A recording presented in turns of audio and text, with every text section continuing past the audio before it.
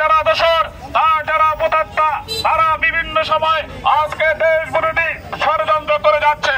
আমাদের প্রিয় মাতৃভূমি বাংলাদেশ, সেই বাংলাদেশ সম্পর্কে শেখ হাসিনা ভারতে থেকে বিভিন্ন রকমের ষড়যন্ত্র চক্রান্ত করে যাচ্ছে।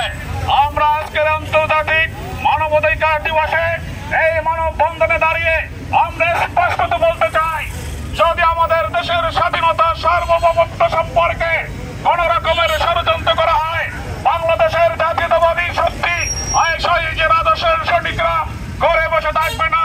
আমরা রাজপথে বেরিয়ে এসে এর তীব্র নিন্দা এবং প্রতিবাদ করব।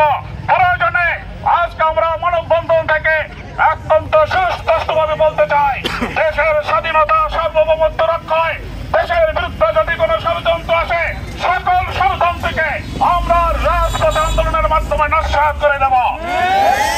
আমরা ধিক্কার জানাই যে আজকে বিশ্ব মানবাধিকার দিবসে আমাদের রাষ্ট্র একটি স্বাধীন সার্বভৌম দেশ, সেই দেশে ভারতীয় উপ হাই কমিশনার যাকে লাঞ্ছিত করা হয়েছে, আমাদের হৃদয়ের স্পন্দন, আমাদের বাংলাদেশের জাতীয় পতাকা, সেই জাতীয় পতাকা অবমাননা করা হয়েছে।